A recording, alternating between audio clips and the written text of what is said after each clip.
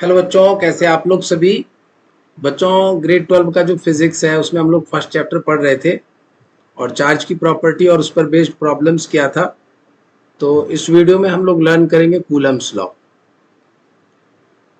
Coulomb's law already आपने पढ़ा होगा अपने एंड से। चलिए यहाँ पे पढ़ाते हैं आपको। दो पॉइंट चार्ज हम लोग कंसिडर कर रहे थे बच्चों, Q1 एंड Q2। एंड ये दोनों पॉइंट चार्ज जो है r डिस्टेंस से सेपरेटेड है, where r is the distance between Q1 and Q2. Then according to Coulomb's law, जो अगर ये दोनों चार्ज पॉजिटिव नेचर का है तो सेम नेचर के चार्ज में रिपल्सन फोर्स लगेगा, है ना। और जो फोर्स होगा बच्चों, Q1 Q2 पर इस तरफ फोर्स लगाएगा और Q2 Q1 पर इस तरफ फोर्स लगाएगा। सो जो फोर्स होगा बच्चों, फोर्स की जो मैग्नीट्यूड होगी, डायरेक्शन अलग अलग होगा, मैग्नीट्यूड जो होगा that will be directly proportional to product of the two charge Q1 and Q2, proportional to Q1 Q2। और यहाँ से F proportional to, inversely proportional to R square, square of the distance between the two charge Q1 and Q2। ठीक है। सो यहाँ पर हम लोग अगर इसको दोनों को कंबाइन कर दें, ये दोनों स्टेटमेंट को, तो कूलम्स लॉ कहता है बच्चों, force is proportional to Q1 Q2 upon R square. So यहाँ से ये प्रोपोर्शनलिटी हटाया तो एक कांस्टेंट ऐड करेंगे k Q1 Q2 upon R square. अच्छा, दोनों के बीच में, चार्ज के बीच का जो मीडियम है, अगर वह वैक्यूम हो, if the medium between the two charge is vacuum, तो यह जो k होता है बच्चों, इसकी वैल्यू होती है 1/4 pi epsilon naught into Q1 Q2 upon R square. So this is the force between the two charge. यह दोनों चार्ज के बीच का फोर्स की वैल्यू होगी। ठीक है। तो यहां से आगे बढ़ेंगे बच्चों अब आप, एंड यहां पर लिखेंगे बच्चों आप, ये जो फोर्स की वैल्यू होती है, force is equal to 1/4 pi epsilon naught into Q1 Q2 upon R square. तो यहाँ पर ये जो 1/4 पाई एप्सिलॉन नॉट होती है बच्चों, इसकी वैल्यू होती है, दिस इज 9 इंटू 10⁻⁹, और इसका यूनिट होता है न्यूटन। देखिए यहाँ पर ये फोर्स का यूनिट न्यूटन, ये R स्क्वायर उधर जाएगा तो मीटर स्क्वायर, और चार्ज का यूनिट होता है कूलम। ठीक है। तो नीचे में आएगा तो पर कूलम स्क्वायर हो जाएगा। सो फोर्स की जो यूनिट होगी बच्चों, ये 1/4 पाई एप्सिलॉन नॉट की, तो न्यूटन मीटर स्क्वायर पर कूलम्ब स्क्वायर इसकी यूनिट होगी, न्यूटन मीटर स्क्वायर पर coulomb square. This is the value and this is the unit. So Coulomb's law, यहाँ पे स्टेटमेंट नहीं लिखा बच्चों। दो अगर चार्ज है, पॉइंट चार्ज है Q1 Q2, and if they are separated by small distance r, in that case the force will be proportional to product of magnitude of the two charge and inversely proportional to square of the distance between the two charge। अच्छा बच्चों, अगर Coulomb's law को हम vector form में पढ़ें, क्योंकि vector form में भी आपको लिखना पड़ता है इसे, तो Coulomb's law in vector form, Coulomb's law in vector form. तो अगेन हम लोगों ने दो चार्ज कंसिडर कर लेना है, Q1 Q2। आप यहाँ पे कर लीजिए Q1 Q2 दो चार्ज, ये Q1 और ये प्लस Q2, और ये दोनों के बीच का डिस्टेंस है बच्चों R12। अच्छा एक चीज, ये जो Q1 है, Q2 पर फोर्स इस तरफ लगाएगा, और इसको बोलते हैं force on two due to 1। Force vector quantity होती है, तो इसलिए इस पर एरो का साइन लिखेंगे। और Q1 पर फोर्स किधर लगेगा बच्चों, इस तरफ, और ये कौन लगाएगा, चार्ज 2 लगाएगा, तो फोर्स ऑन 1 ड्यू टू 2, इसको इस तरह से लिखेंगे, फोर्स ऑन 1 ड्यू टू 2। ठीक है।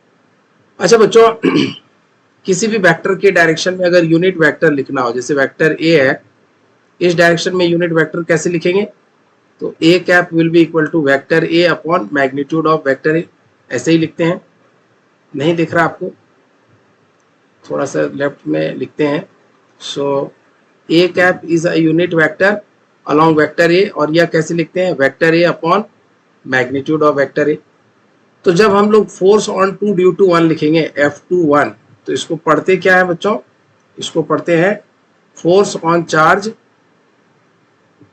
Force on charge Q2 due to Q1, and इसकी वैल्यू क्या होगी 1/4πε0 Q1 Q2 अपॉन डिस्टेंस क्या है बच्चों R12, तो इसका square.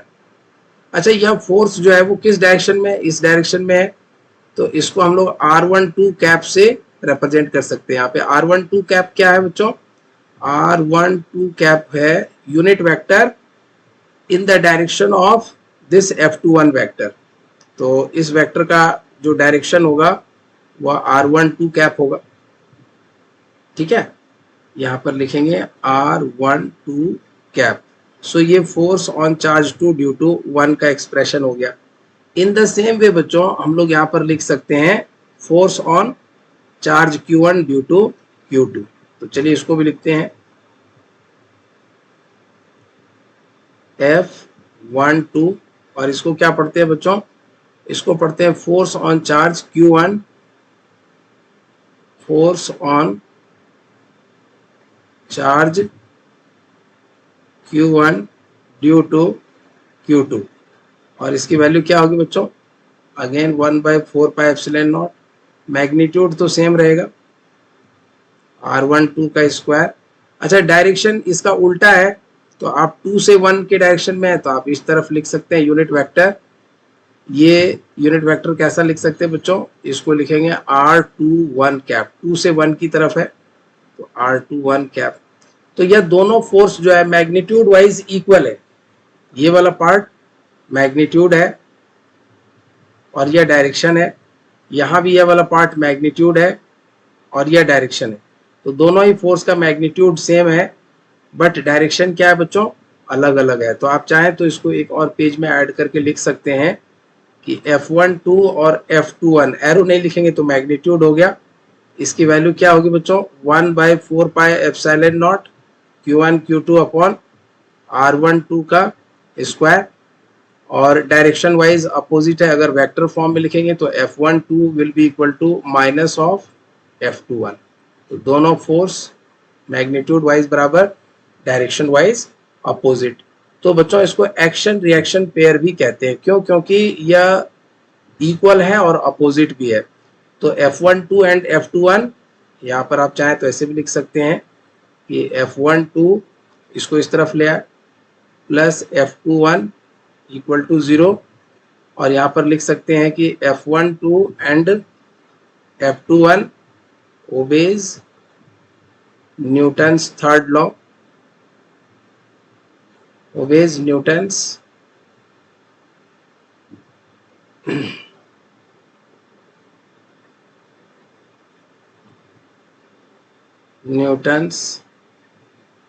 Third law, Newton's third law of motion, यह तीसरे लॉ को फॉलो करता है, obeys Newton's third law of motion. और यहाँ से आप लिख सकते हैं बच्चों ये दोनों फोर्स जो है वो क्या है, एक्शन रिएक्शन पेयर है, they are forming action and reaction pair. तो इस वीडियो में बच्चों आपके लिए इतना ही। अगले वीडियो में मैं आपको सिखाऊंगा, यहाँ पर कूलम्स लॉ आपने सीख लिया है स्केलर फॉर्म में भी और वेक्टर फॉर्म में। तो अगले वीडियो में मैं आपको सिखाऊंगा डाइलेक्ट्रिक कांस्टेंट के बारे में और भी इम्पोर्टेंट रिजल्ट्स के बारे में। तो इस वीडियो को आप अच्छे से वॉच करिए और कंटेंट को सीखिए पहले। ठीक है बच्चों, थैंक यू।